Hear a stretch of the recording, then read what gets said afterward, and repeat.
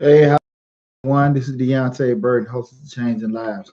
Hey, this is my very first live stream that I've had. I'm trying to do at least twice a week. What I want to do is kind of have outside of the show, maybe some 5 or 10 minute shows, depending on how big the chat room is and response we get. Give me another opportunity to give you guys some free information. So I invited everybody out. I know it's kind of last minute because just want to get some experience with doing this, but also to give you opportunity to chime in, hit the chat room, submit questions that you may have that's tax or business related. Again, it's something I'm going to try to do twice a week. Try to do at least every Sunday. But right now, we just want to start those initial phases of getting out there and giving everyone the opportunity to ask questions that may be tax or business related. We're in probably what third week of tax season right now. Business is going pretty good. We got a lot of clients coming in. One thing that I think that's hitting a lot of people, folks are actually getting a big variance in terms of the year before. In my particular with my particular customers, most of them are getting probably less than they got back last year. A lot of that probably direct result of Jobs and Tax Act, not in a negative way. It's just they for the amount of money that they made, they just didn't necessarily pay enough taxes. And if you guys tune into the show on a regular basis, you'll know that I did put that out. I think back in November. As far as people, make sure you go to your HR department or make sure you reevaluate those W-4s to make sure you're paying enough taxes from your job during the year. What happened was those actual withholding tables changed. So in essence, everyone was paying you getting paid the same amount of money from your employer, but the actual amount that was taken out, depending on how you feel your W-4, that changed. You should have been bringing back home more money. And in essence, the way that worked, as far as you bringing home more money, you were spending more in the economy. So in actuality, that would enable businesses to make more money because you're spending more money because you're bringing more home. The issue that comes up with that is that you're still on the hook for the same amount of taxes that you were liable for before. So let's give a quick example with some numbers.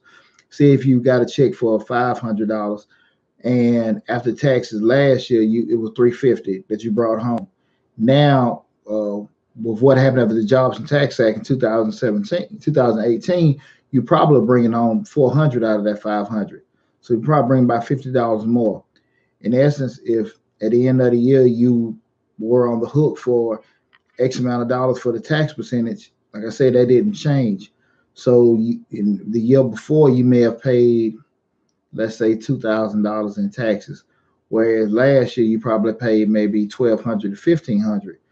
That variance you're still on the hook for, and most of my clients are kind of seeing that now. I'm from a different school of thought. I know it's always exciting for everybody to get big refunds and stuff like that. I'm never a big fan on getting a refund. What I try to do is um, I want people to look at it in terms of it's not necessarily Christmas or a payday. You look at it in terms of you can do more with your money than the U.S. government can during the year. So if you're in that range of uh, $500 or $1,000 for a refund, or $500 to $1,000 that you owe, that lets me know that you got most of your money back during the year. Now again, I know some people looking at, hey, I want to get $89,000 like that. Now again, if you qualify for earned income or different things like that, I get that. But the thing I think a lot of people don't understand is that those that's more so depending on where you fall in line for a lower income bracket, to be able to be eligible for that with the high payouts for earned income and also the $2,000 that was double from last year for the child tax credit. But if you're actually here working, you're making, I would say, upwards of $50,000 a year. You looking to get seven, eight, $9,000 in a tax refund. Uh, I wouldn't suggest it. I think you can do a whole lot more with your money during the year than the IRS could. So I would, advise everyone to go back and reevaluate their W-4s, talk to your HR to see what you're paying out, and kind of be mindful of that during the year. Again, if you, I open the floor for anybody that want to tune in to the live chat and submit questions. We're gonna try to do this on a weekly or bi-weekly basis. Give folks the opportunity to ask questions. But tonight I want to talk about um, how to stop procrastination. A lot of time, I know a lot of people procrastinate, and I've been the victim myself, especially in the world of social media. You got a lot of distractions out there. It's easy to get off your rocker, to kind of check out, who's liking what, who posted this, or some people just being, outright damn nosy. So what I want to do is kind of get like four little easy tactics people can use to help you avoid procrastination. Um, the first thing is when you're on task with something, I think sometimes we get a feeling that things just aren't progressing fast enough. And then if things ain't moving fast enough, we think it's going too slow. Your mind kind of wander. Let me go check on this. Let me check on that. And I advise anybody just stay focused. Uh, it's super, super easy to get pulled off course when you think things aren't moving at the pace you want them to be. I think if you go into a situation mentally understanding that this is a process, this may take me an hour, a day, or something like that, and you know that from the beginning or the onset of it, your mind to kind of stay on track instead of you just kind of get mentally fatigued relatively quickly and getting off task. So I think the first thing you just don't feel like it's moving fast enough, and the easy solution to that is kind of make your mind set to know that this is going to be a process, so you don't get off task too quick.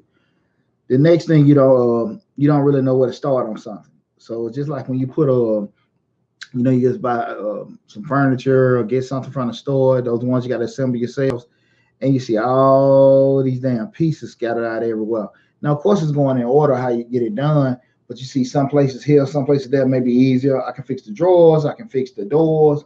I don't want to get all those other parts that will have a million pieces, but there is a chain that you're supposed to go about everything. And if we sit here and see a task that has all these different moving pieces, we kind of get off track with everything because we forget where we're supposed to start at and then go in a sequential order from there. So I think I challenge people with that when you don't know exactly where to start, stop, find a starting point.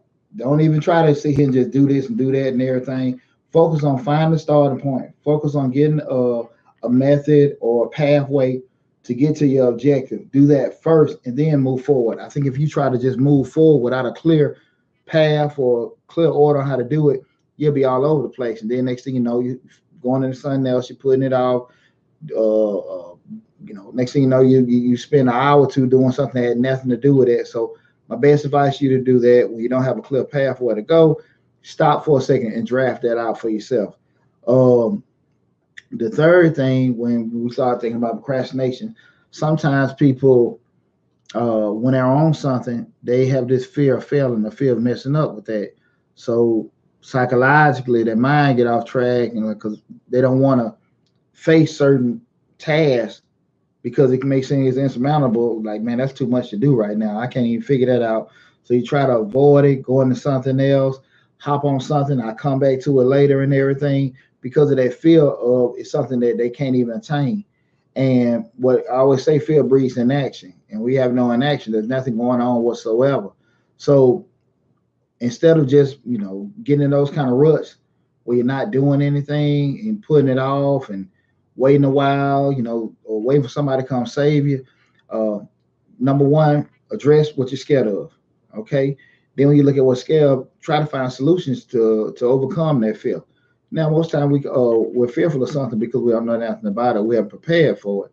So again, make yourself knowledgeable of what you need to take care of. Usually it's not nothing that you can't handle. It's just more so something that you're unfamiliar with that you just ain't got the courage of yet to just, go head on and knock it out. But that's the third thing in terms of people afraid of failure. And like I said, again, equip yourself with enough information so you don't get off track and start procrastinating to answer that solution or take care of that. So it's just not something that you just stay away from because you're scared of. The fourth thing is, and I think this is the, the major cause of a lot of stuff when we start talking about procrastination, he just don't even want to do it. And I think when you have a task that you don't like, you don't want to get started with, you'll find every damn reason in the world not to get started with it. So I think in order for you to uh, get around something that you don't want to do is number one, just do it. I know that sounds kind of crazy, but we're not always going to be in a situation to do things that we're totally enthused about doing, or something that we like doing, but some of the tasks in order to get there, you just rather not deal with and try to skip it or anything like that. And when that happens is we'll spend 10 hours on a 2-hour task just because we didn't feel like dealing with it. You have to be professional, you have to be attentive, and you have to focus on the task at hand. Because again, like I said, you can easily get off track because it's something you don't necessarily want to deal with. Again, those four uh, four solutions I gave you on how to deal with procrastination. Um, Been in the chat room 10 minutes already. I know yapping that long, but again, it's something I'm going to try to do every Sunday. Maybe do it once or twice in a week. So if you missed me today, kind of keep a grip on, we'll say like 5 or 6 o'clock on Sunday afternoon. We'll open it up. People, you have any questions that are business related, tax related, this is your opportunity for free to tune in to me and get some good information. We're in the middle of tax season. We're at the beginning of tax season right now. Please go to my website, book an appointment, www.majesticbiz.com. My number at the office is 678-479-4007. When you go to the website, you'll see the booking or the scheduling link. Hit on that. The now consulting links, I got a phone call about that the other day. The consulting, we charge $50 for 30 minutes and $75 for an hour for business consulting. But if you hit for the income tax appointment bookings, it's free. So just scroll down, find the income tax booking, prep booking. It's free of charge. Book it, lock it in, and your appointment is set. You know, we got a strong name, strong reputation that we stand behind. 17 years.